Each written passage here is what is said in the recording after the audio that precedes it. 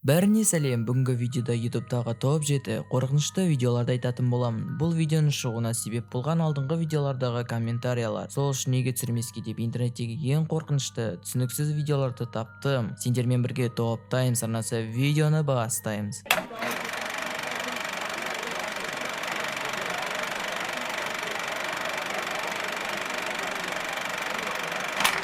Жетінші орын. Техастан табылған қорқынышты видеолар. Бұл видео 2015 жылы YouTube'ға салынды және осы уақытқа дейін 25 000 просмотр жинаған. Жалпы видеоның мағынасына келсек, ол әртүрлі көріністерді көрсетеді. Бұны тапқан автордың айтуынша, бұл видеоларды біз жылжымайтын мүлік сатылымы кезінде $5 тұратын 10 үлкен қораптан таптық. Ол Остин, Техас штатына батысқа қарай 15 шақырым жерде орналасқан сарайда болды. Кейбір ескі жазбалар тот басқан, көптеген видеолар зақымдалған, жөндеу мүмкін емес, бірақ біз оларды жөндеуге және тазалауға бар күшімізді салудамыз. Біз қораптарды зерттеп, көбірек видеолар мен аудиоларды цифрландыру арқылы көбірек жариялайтын боламыз. Осы сөзден кейін каналда бұдан басқа видеолар шықпай кетті. Мүмкін аккаунтын жоғалтып алған болар. Бірақ шынымен де өте қорқынышты видео екен. Осы видеоларға ссылканы астына қалдырып кетемін. 6-шы орын. Когда пранк пошел не по плану. Осы видеоны көргенде өзім таң қалдым. Яғни видеода 3 бала бір үйдің есік алдынан нәжіс тастап қашып кетеді. Солай ана үйдің иесі оны таптап үйіне кіріп кетеді. Келесі кезекте тағы да тастайды, бірақ шал оны көріп қояды. Сонда да жете алмай қалады. Содан кейін әлгі бала тағы да қойып жатады, бірақ оны көріп қойып ұстап талдырып тастайды да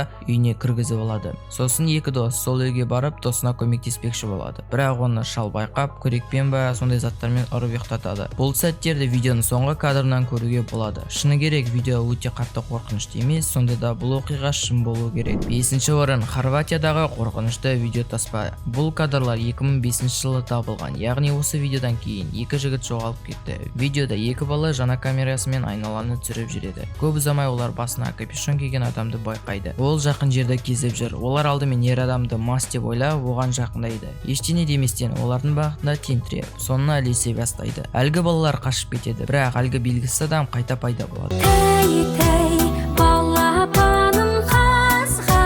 Алайда, банағы адам тез жақындай бергесін үйлеріне қашады. Бірақ олар лифтке мінейін деп жатқанда, банағы белгісіз адам лифттен атып шығады. Әлгі екі балалардың жоғалғандарынан нақты дәлел жоқ, бірақ өтірік екеніне де дәлел табылмады. 4-ші орын. Орман тереңдігі деп аталатын видео. Бұл видеода түнде көлік жүргізіп келе жатқан екі жас жігітті көруге болады. Олар көңілді ән айтып, уайымсыз жүруде. Біраз уақыттан соң орманды аралап, төте жолмен жүреміз деп адасып кетеді. Сосын олар көліктен түсіп, орманды аралайды. Сәлден кейін біз бір жануардың дауысын естиміз.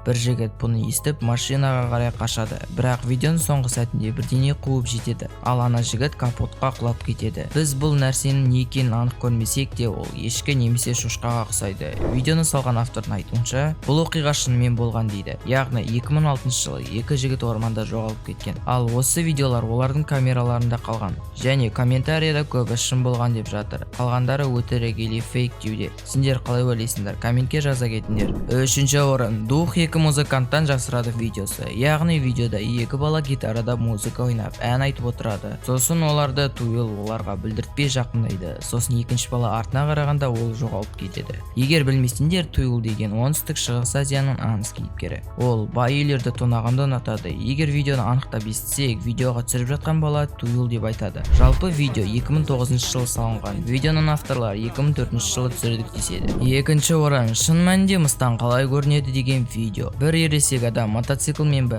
или машинамен бе жүрген адам көлігін тоқтатып, алыстан келе жатқан ақ киімді, ұзын қара шашты, қолында таяғы бар белгісіз адамды түсіреді. Және сол мыстан тез келген сайын әлгі адам одан сайын қорқып тұрады. Бір уақытта әлгі мыстан айқайлап, видео өшіп қалады. Бұл видеоны көрген адамдар Үндістанда түсірілді дейді. Кейбірі Сауд Аравиясында болған оқиға дейді. Және көбі шын деп айтуда. Бұл видеоға уже 7 жыл болып қалыпты, бірақ әлі де адамдар қарап, өз ойларын жазады. Енді келесі видеоға кеттік. 1-ші орын. Проезд запрещен атты видео. 2008 жылы Англияда 4 жасөспірім із-түзсіз жоғалып кетті. Кейін олар қараусыз қалған фермада тұрған көліктен өлі күйінде табылды. Олардың көлігінен табылған камерада жасөспірімдердің соңғы уақыттары бейнеленген. Видеодағы кейіпкерлер әзілдесіп әңгіме айтып уайымсыз жүреді. Бірақ жолда олар Брумхолл фермасына апаратын қорқынышты тоннельге түседі. Бірақ олар әрі қарай жол жоқ деген белгіні байқамай қалады. Көп ұзамай жігіттер адасып қалғандарын түсінеді, ал телефон телефондарындағы GPS жұмыс істемейді. Олар өлі қоянды тауып алады. Ал жігіттердің бірі бетперде киген адамды байқағанын айтады. Бұл оларды алаңдатады. Бірнеше сағаттан кейін олар көліктен түсіп, жаяу жүріп, қайтадан ферманың қақпасына келеді. Видеоға 13 жыл болыпты. Осы уақытқа дейін 2 миллионнан астам адам қарады. Сендер қалай ойлайсыңдар? Осы видеодағы оқиғаларға сенесіңдер ме, немесе сенбейсіңдер ме? Комментарийға жаза кет. Ал міне, видео аяқталды. Видео ұнаса лайк басып, арнаға тіркеліп кет. Сендермен бірге топтаймын санасы. Келесі кездескенше.